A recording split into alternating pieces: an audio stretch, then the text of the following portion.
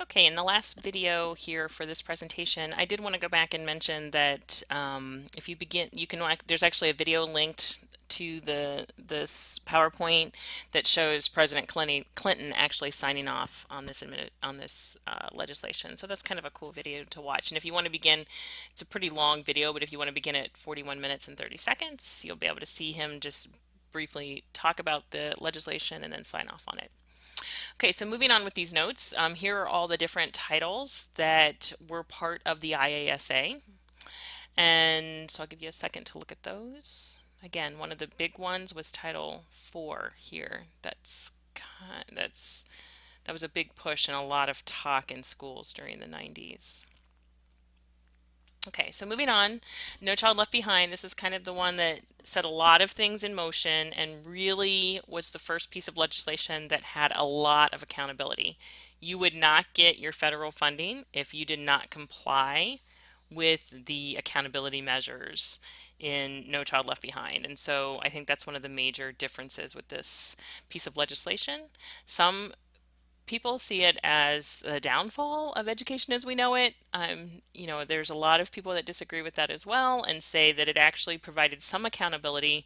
It's just some of the school districts, and now where we are, accountability is so much more of an issue. But this is kind of the first piece of legislation that really pushed accountability to the level that it is, almost to the level that it is today.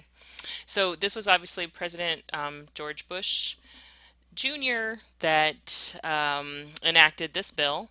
It basically was really focused on American competitiveness and closing the gap on achievement. You're going to hear closing the achievement gap over and over throughout your careers.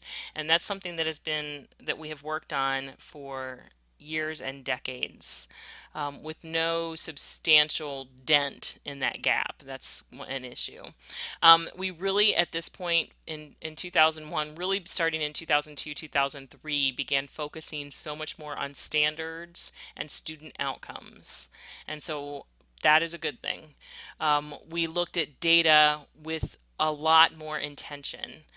This was the first time that we looked at disaggregated data, which means that we broke students down into groups. Instead of just lumping all the students together in a school and looking at your overall achievement, what we found in what they found in 2001 is that your school could look like it was doing really good, but when you separated out populations of students, whether it be low socioeconomic level, English language learners, or whatever the population might be, we saw that some of these areas were kind of falling through the gaps.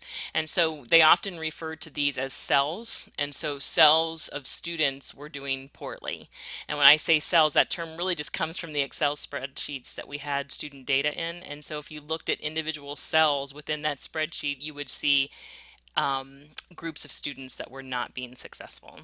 So that's looking at disaggregated data was a huge piece of No Child Left Behind.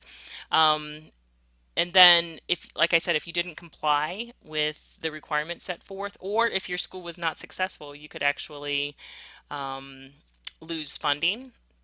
And this was the first time that there were waivers and choice, where students got choice, parents and students had choice in choosing a school to go to. So if their school was not performing at the federally mandated level, then students or state mandated level, students could actually could go to another school. This became a big deal after No Child Left Behind. The other thing is this bill, which was totally unrealistic in my mind, and many educators' minds, but there was this deadline of 2013 and 2014 where 100% of our students in our schools had to be passing standardized tests. So that was another big push in No Child Left Behind. Okay, so after No Child Left Behind, in 2007 and 2008, they realized, and really what happened, it's an unintended consequence of No Child Left Behind. There was this major push for reading and mathematics. And you might say, well, why just reading and mathematics? The reason for that was because that's the only thing that students were tested over, reading and mathematics. So Elementary schools, many elementary schools, especially schools that were um, not as successful as other schools, that's all they were teaching, reading and mathematics. There was a whole 6 or 7 years where students weren't even writing as much as they should have been.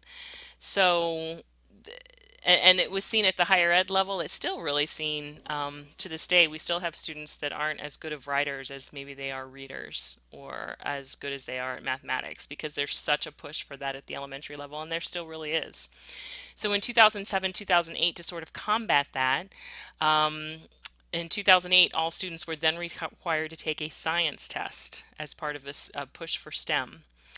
And but the science test was not every year as it was in the case of reading and mathematics. It was once in elementary at the third to fifth grade level, once in middle school at the sixth to eighth grade level, and once in high school from the ninth to 12th grade level, although most folks would do it by 11th grade. So anyway, so that was a real push. And in 2010, when Race to the Top came about, this was a reauthorization under Obama. This is when schools started to say, we are not going to hit this 100% mark that we have to hit by 2013, 2014. So the Obama administration saw that this wasn't going to happen and realized it wasn't realistic to have 100% of our students passing the test for various reasons.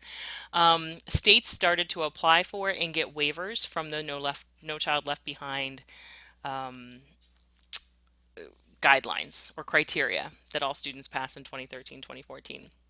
So they could do that under Race to the Top if they adopted standards for preparing our kids to be college and career ready. And that meant a variety of things based on the state that you were in, because every state sort of put together their own criteria for what it meant to be college and career ready. And states are still putting together documents based on college and career readiness standards. So it's part of the 21st century learning push. That's all kind of lumped together and all kind of was triggered by the Race to the Top Act in 2010. So another thing that was big and was part of the Race to the Top legislation. I was in Delaware, which Delaware and Tennessee, I was in Delaware at the time when Race to the Top came about, and Delaware and Tennessee were the first to receive Race to the Top funds. And so I was in the first state that tied teacher evaluation. So my teacher evaluation was based on my students' test scores. And so that was just a very tumultuous time in classrooms across those two states. And I was a special ed teacher at the time, which was even more tumultuous because special ed is notoriously going to have not 100% of students unless you set the bar lower than it is now. It's very difficult to have 100% of your special needs students pass these standardized tests. So anyway, so that's when that started. There were companies, private companies, that started to push to have tests or to have states buy into their testing program. They were Park and Smarter Balanced, and Race to the Top said that you had to use one of those tests to receive funds. We were moving to Smarter Balanced in Delaware. Um, and there was also requirements set up for school turnarounds. This was also the same time that Common Core came on, and that's what the Park and Smarter Balance test were based on these standards. And so all of this was part of Race to the Top. And obviously there was a lot of political backlash from this. So then in 2015, after all of this testing and accountability and Common Core standards and Park and Smarter Balanced, Indiana did not take part in that. They weren't a Common Core state, so they did not have to participate in the Park and Smarter Balanced testing. And anyway, so part of the issue with Common Core, which is another completely separate issue, is that the Common Core standards are actually very good. If you've ever sat and read the Common Core standards, which you should, and you'll see that Indiana's current standards in reading and mathematics are very similar to Common Core standards. I think the issue with Common Core and the bad rap that it took was, first of all, that it was mandated by the federal government, which is not doesn't always sit well with some folks.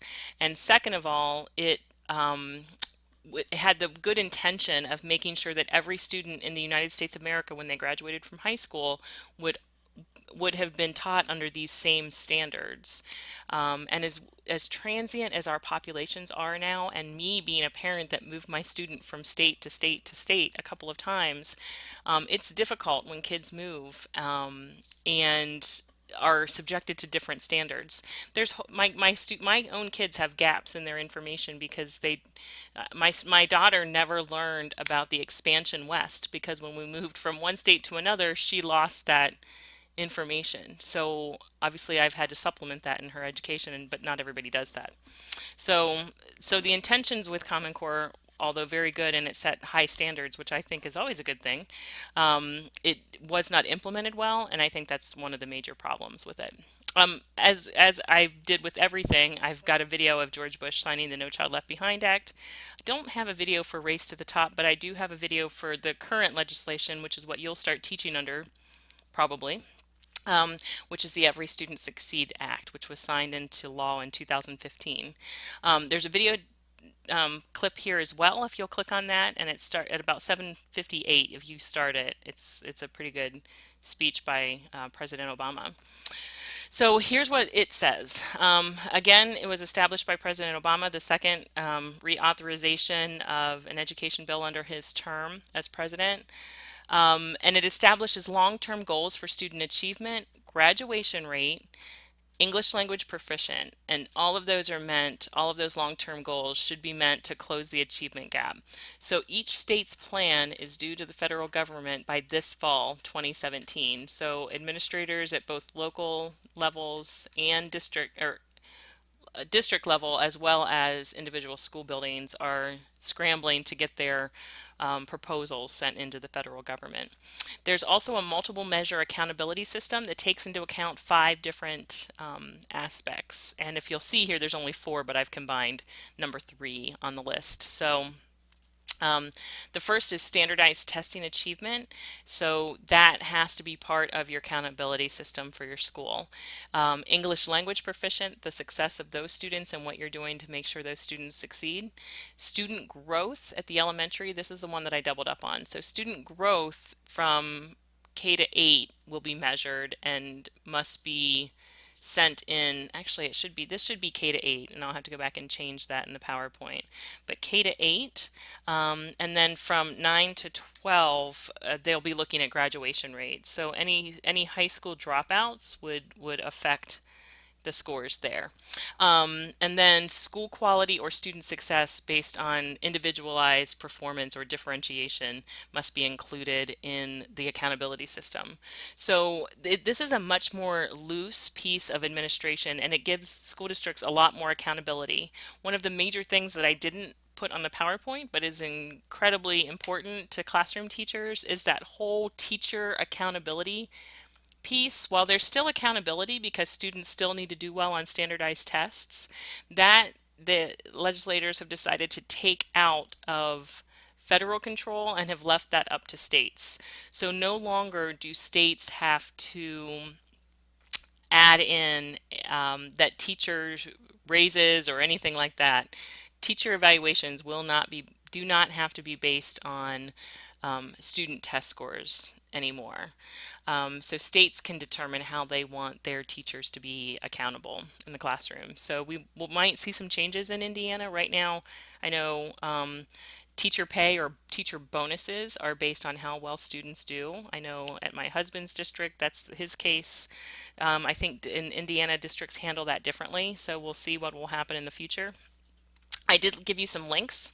I do feel that it's really important that you as a professional educator understand the piece of accountability that you're going to be working under as you move into the classroom, because it very much, since No Child Left Behind, every classroom teacher is affected by whatever federal legislation is put forth at that time. And it changes every few years, which is frustrating because research shows that it takes long-term effect, that education doesn't just change overnight. It's a long-term process.